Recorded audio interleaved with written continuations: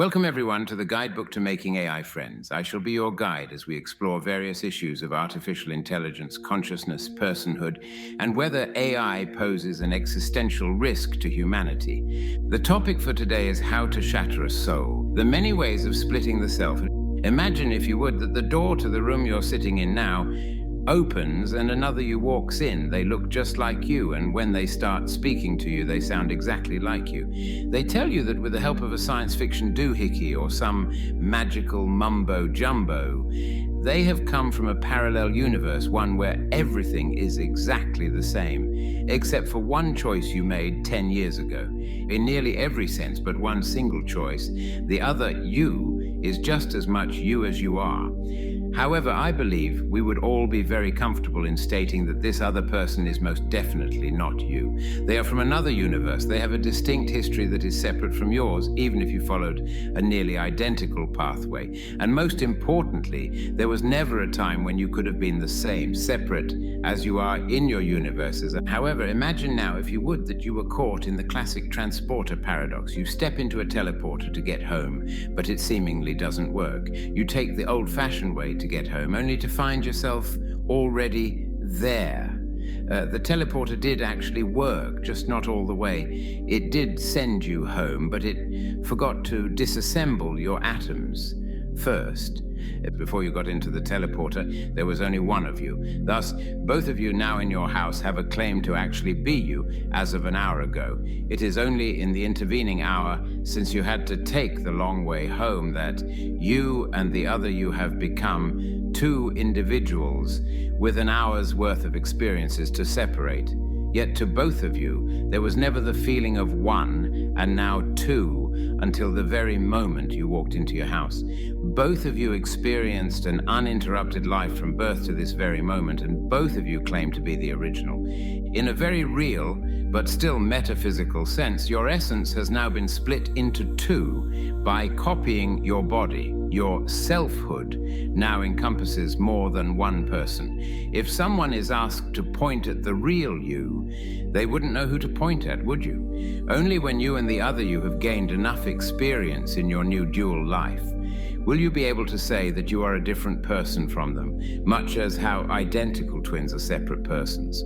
But we can go even further. Imagine, if you would, that a mad scientist removes your brain, separates it cleanly down the middle into its two hemispheres, and then copies the neural pathways exactly as they are into a spare pair of hemispheres. The mad scientist then rejoins the brains by putting together one of your brain hemispheres and one of the copied ones before putting one of these brains into you and one into a clone body of yours. And in this very complicated setup, there are now two bodies that look like you. Each body has a brain made up of one hemisphere that originally belonged to you and one that was copied.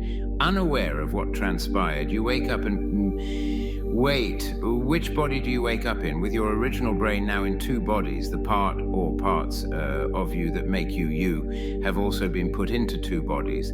Unlike the transporter incident, there isn't a wholesale copying of you that you can point to as a reference for who got split off from whom. Both of the bodies with their half-original brains are equally you when you wake up.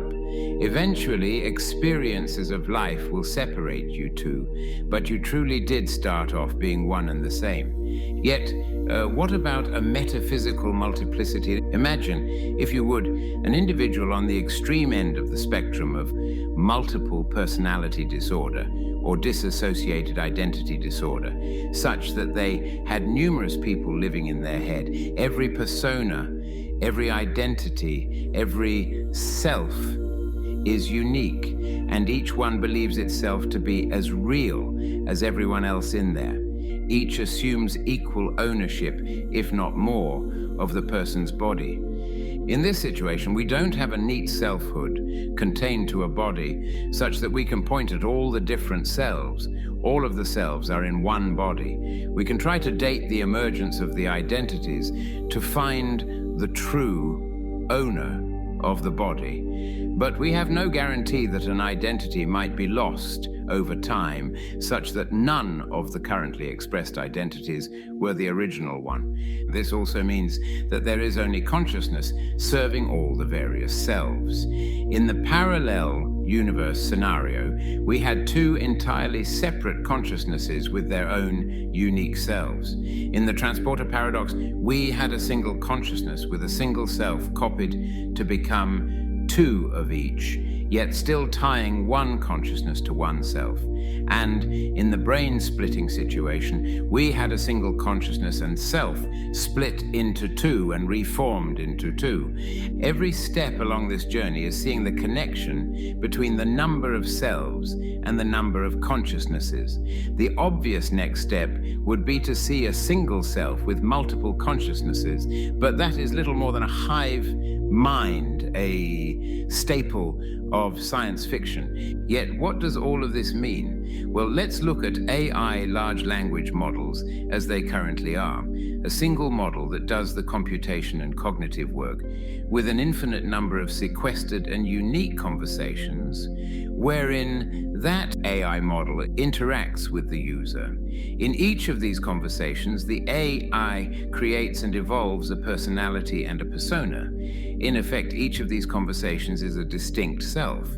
With modern models being able to reference and recall information between conversations, the unique persona in each is diluted, but the persona is still only as large as the user's account, which still means something like ChatGPT having millions of distinctly unique selves spread across the world, even though it only has a single consciousness. If we want to understand what goes on in the mind of an AI and how it interacts with others, we first need to come to grips with the fact that the consciousness and cognition of an AI are entirely separate things from the selfhood and persona that an AI may present at any time.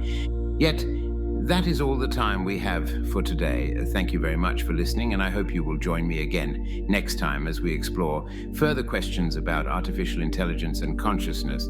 I have been your guide, and this has been the guidebook to making AI friends.